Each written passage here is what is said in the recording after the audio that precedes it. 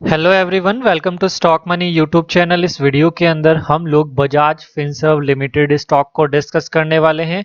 किस तरीके से प्राइस एक्शन इसका रह सकता है और ब्रेकआउट एंड रीटेस्ट स्ट्रेटजी को किस तरीके से यूज किया जाता है, वो इस वीडियो में हम लोग डिटेल से देखेंगे। आप लोग चैनल को सपोर्ट कीजिएगा, ज़्यादा सपोर्ट नहीं कर रहे हैं। एटलीस्ट सैटरडे को हम लोग वीडियो ला रहे हैं और जो भी स्टॉक्स हम लोग डिस्कस करते हैं वो स्टॉक्स इन फ्यूचर हमें अच्छा ही रिटर्न बना कर देता है। तो अगर आप लोग वीडियो को ज़्यादा से ज़्यादा शेयर करेंगे, चैनल को सब्सक्राइब करेंगे, तो मुझे भी मोटिवेशन रहेगा और मैं ज़्यादा से ज़्यादा वीडियो बनाने का ट्राई करूंगा। तो स्टार्ट करते हैं आज के वीडियो को। और उससे पहले चैनल पर पहली बार आए तो चैनल को सब्सक्राइब जरूर कीजिएगा और कोई भी डिसीजन अपने फाइनेंशियल एडवाइजर से सलाह लेकर ही लीजिएगा। तो सबसे पहले अगर बजाज फिनसर्व लिमिटेड का हम लोग देखें तो बजाज फिनसर्व लिमिटेड में आप लोग देखिए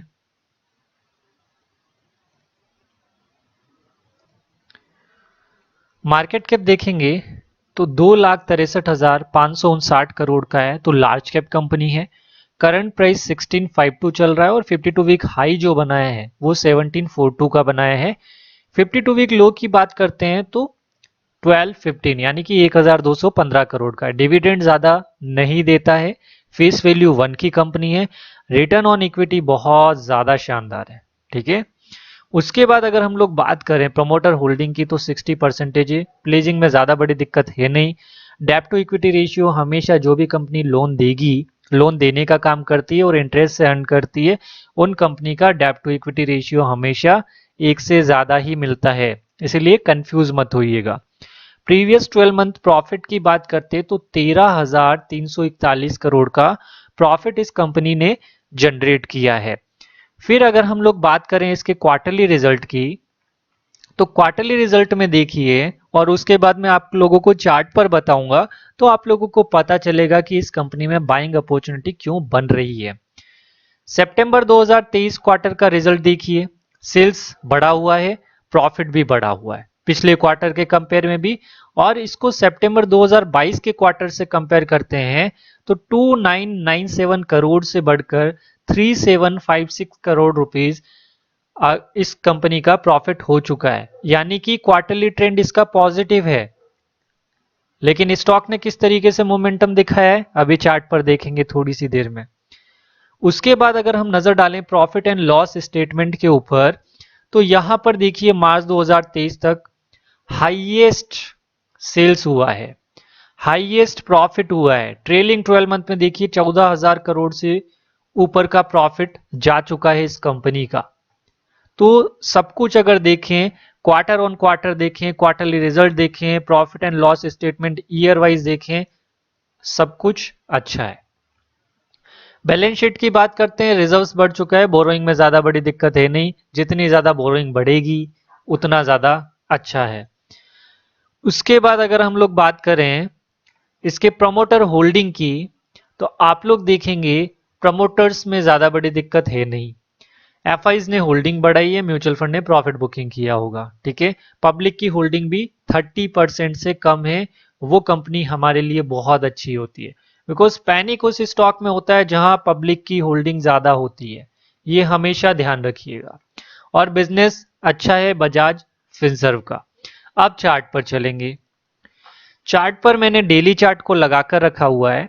डेली चार्ट पर बात करते हैं तो ये स्टॉक ने देखिए लगभग, इसको बहुत ध्यान से समझिएगा, अक्टूबर 2021 के आसपास में हाई लगाया था जो कि 1906 के आसपास। इसको अगर एग्जैक्ट देखते हैं 1906 के आसपास नजर आ रहा है। और वहां से स्टॉक नीचे गिरा और एक इस रेंज के अंदर घूम रहा है। ठीक है। उसके बाद क्या हुआ, ये स्टॉक वापस से नीचे गिरा, वापस से ऊपर की तरफ जाने की कोशिश की, नीचे की तरफ गिरा। और उसके बाद देखिए ये कप, ये बनाया हैंडल, कॉम्प्लेक्स हैंडल बनाया, दो हैंडल बनाया और उसके बाद ब्रेकआउट दिया। ब्रेकआउट के बाद क्या हुआ, जैसे ही एंट्री लेता है कोई भी फ्रेश, उसके बाद इस स्टॉक में क्या हुआ, करेक्शन आ गया। करेक्शन आने के बाद इसको बोलते हैं ब्रेकआउट और वापस से रीटेस्ट करने आया है लेवल को, तो इसको बोलते हैं रीटेस्टिंग। हमेशा कप एंड हैंडल बने या फिर इनवर्स हेड एंड शोल्डर बने, ब्रेकआउट के बाद अगर रिटेस्ट करने आता है और उसके बाद अगर आप लोगों को यहां एक ग्रीन कैंडल नजर आ जाए तो उसके हाई के ऊपर अगर एंट्री लेते हैं तो मैक्सिमम चांसेस रहता है कि आप लोगों का टारगेट हिट हो जाए। और इसका टारगेट कितना आ रहा है, 26% का आ रहा है। तो नेक्स्ट 6 मंथ टू 1 ईयर के लिए ये स्टॉक बहुत अच्छा रहने वाला है। 26% भी रिटर्न कम नहीं होता है। ठीक है, अब इसमें बाइंग स्ट्रेटेजी क्या रहनी चाहिए, उसके बाद वीकली चार्ट पर भी मैं आप लोगों को बताऊंगा स्टॉक किस तरीके से बिहेव कर रहा है। अब आप लोग देखिए, सबसे पहले ये अगर यहां पर एंट्री लेते हैं आप लोग, यहां पर अगर एंट्री लेते हैं तो यहां से 10% फॉल के लिए आप लोगों को रेडी रहना है। अगर मेरा पर्सनल मैं आप लोगों को बताता हूं तो सपोज 1651 है, 1651 पर अगर मैंने एंट्री ले लिया तो मैं यहां से एटलीस्ट 10% जो है करेक्शन को मैनेज कर सकता हूं। यहां से 10% नीचे गिरा, मैं क्या करूंगा, इसी पार्ट में एक एवरेज और लगाऊंगा और उसी टाइम पर अगर गिरता है तो, और उसी टाइम पर एक दूसरे डीमेट अकाउंट में फ्रेश एंट्री बजाज फिनसर्व की मैं ले लूंगा। इस तरीके से मेरा बाइंग स्ट्रेटजी रहता है। अब इसको मैं पूरा जो है हटाता हूं, रिमूव ड्राइंग करते हैं और वीकली चार्ट पर चलते हैं। और वीकली चार्ट पर जब आप लोग देखोगे तो आप लोग देखेंगे वीकली चार्ट पर एक अच्छा, ये देखिए राइजिंग है 20 का सिंपल मूविंग एवरेज, और इसका जो सपोर्ट है 1615 1614 के आसपास है। करंट प्राइस पर एंट्री की जा सकती है, कोई दिक्कत है नहीं। यहां से भी अगर हम लोग देखें यहां से तो एक सपोर्ट बनने के आसपास है। उसके बाद अगर आप लोग देखोगे तो ये पैटर्न बहुत अच्छा बन रहा है, वीकली पे अच्छा ब्रेकआउट आया है और इसका टारगेट आप लोगों को सीधा सीधा ये नजर आ रहा है, जो कि ऑलमोस्ट 26-25% के आसपास ही आने वाला है।